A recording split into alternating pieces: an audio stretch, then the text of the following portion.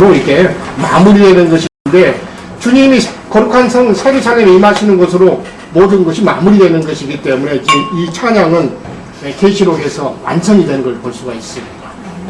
저는 여기까지 교통을 쭉 가닥을 잡아서 세밀한 것들은 교통을 못 들었고, 형제자매님들이 더 부분적이고 세밀한 것들은 더 보완하셔가지고 같이 은혜가 되도록 하시되, 어쨌든 주님이 예루살렘에 입성하시는 것인데, 이것은 거룩한 성 예루살렘으로 우리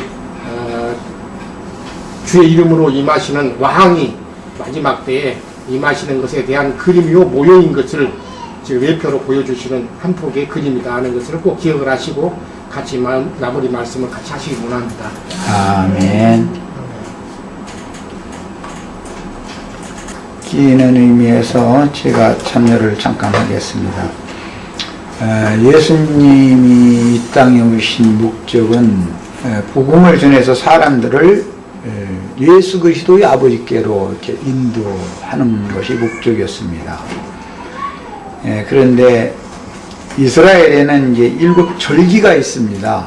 7절기가 있는데, 지금 예루살렘에 오신 이 날부터 죽는 날까지가 이제 마지막 한 주간입니다. 이제 그 마지막 6월절부터 시작돼서 마지막 초막절까지 이제 절기를 예수님이 오셔서 그 한 주간 동안에 이루십니다. 그런데 그 한 주간 동안은 아주 특별한 주간이었기 때문에 예수님이 내가 이 6월절을 먹기를 원하고 원했다 그렇게 말씀하실 때, 이 6월절이라는 것은 이 생에서의 마지막 6월절을 말하는 거예요.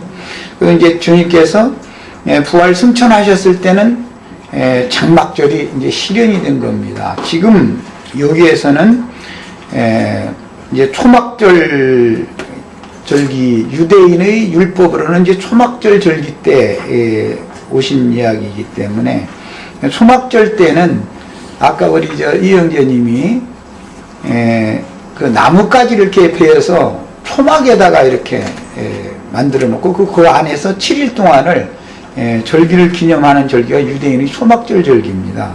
그런데 거기 이제 그 나뭇가지는 여러 가지가 있습니다만은 주로 아까 말씀하셨던 무슨 나무? 종려나무. 예, 종려나무까지, 버드나무까지, 신풍나무까지, 종려나무까지 많은 가지들을 베어서, 나뭇가지를 베어서 여러 종류의 나뭇가지들을 베어서 이렇게 장막을 치고 그 위에다 나뭇가지를 이렇게 쭉 이렇게 걸쳐놓는 거, 위장하는 것과 같은 그걸 생각하시면 되겠어요. 이제 우리 인생들은 여러 종류의 나무들이죠. 아담에게 붙었던 나무 가지들이잖아요. 우리 모든 첫사람 인생들은 이걸 다 치는 거예요. 쳐가지고 영원한 안식을 할 수 있는 장막, 지붕을 이렇게 덮고 장막을 만들고 그 안에서 7일 동안 이렇게 쉬는 거예요. 이제 그 유대인의 율법이었습니다. 이것을 실현한다 말이에요. 그러니까 우리 형제 자매님들 아담의 가지로 왔는데 거기서 잘라가지고 그리스도께 가지를 새로 접붙여가지고 그리스도 나무에 이제 생명나무가 되도록 이렇게 만드는 것을 완성하는 것이 완전한 영원한 장막에 들어가서 쉬는 것으로 상징이 됐어요. 이것은 계시록에서는 거룩한 성 새 예루살렘에 들어가는 권세를 얻은 자들은 하늘의 장막, 하나님의 참장막이라고 그랬는데 거기에 들어가는 것을 예시적으로 지금 보여주는 거예요.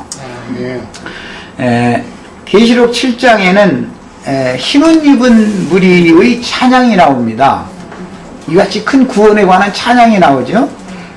히브리서에 보면 이같이 큰 구원이라는 용어가 나오죠.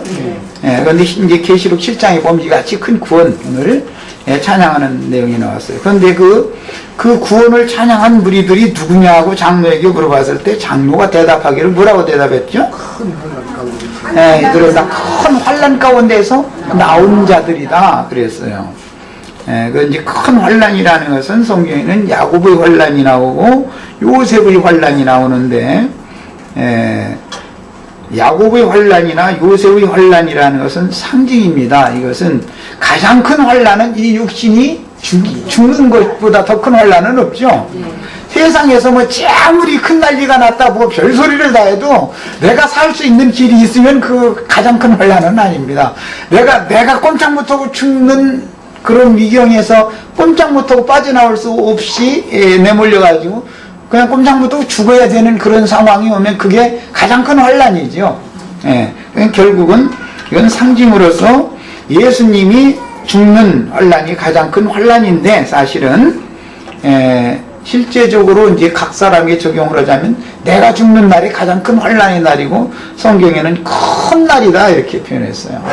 가장 큰 날은 어떤 날이냐면 태어나는 날도 큰 날입니다. 태어나는 날도 인생사에서 대사를 치른다 이런 말 하죠. 대사. 뭐 혼인 이 초청할 때 보면 대사가 있다 이렇게 표현해서 초청을 하잖아요. 사람이 태어나는 날이 큰 일이 있는 날이에요. 큰 일, 크고 두려운 일이다 이제 성경이 이렇게 표현했는데, 그 다음에는 장성해서 혼인을 하는 날이게 대사를 치르는 날이에요. 그 다음에는 죽어서 장사되는 날이 대사를 치르는 날이죠. 이렇게 이제 성경에서는 큰 일이라는 말이 나오면 나의 인생사에서 태어나는 날, 혼인하는 날, 죽어서 장사되는 날을 말한다. 이걸 생각하시면 지금 예수님이 여자의 후손으로 태어나신 날이 그 큰 날이었습니다. 사실은 우주 가운데에서 아주 참 굉장히 큰 날이에요. 그 날이. 그리고 이제 신랑으로서 신부를 취하는 이제 장가를 드시는 날이 큰 날이고, 그 장가를 드시는데 실제는 오늘은 뭐 탔다 이렇게 표현을 했는데, 제자들을 타고 예루살렘으로 입성하시는 것은 예루살렘과 그리스도는 혼인을 하기 위한 것이죠. 이사야 62장부터 66장 끝까지 보면 전부 예루살렘과 그리스도가 혼인을 하는 거잖아요. 예루살렘에 입성한다. 예루살렘 성으로 이제 들어간 건데, 그것은 혼인을, 영적 혼인을 상징하는 말이다. 이거예요. 예수 그리스도께서 남편과 아내가 이게 연합하는 건 들어가는 것이죠. 받아들이는 것이고, 여자 입장에서는 받아들이는 건 남자 입장에 이제 들어가는 거 상징이에요. 예루살렘 성은 여자단 말이에요. 예루살렘 여자예요. 성경에서는 늘 예루살렘 성에 그리스도께서 들어가신다. 이것은 남녀의 혼인으로 상징이 되어지는 거예요.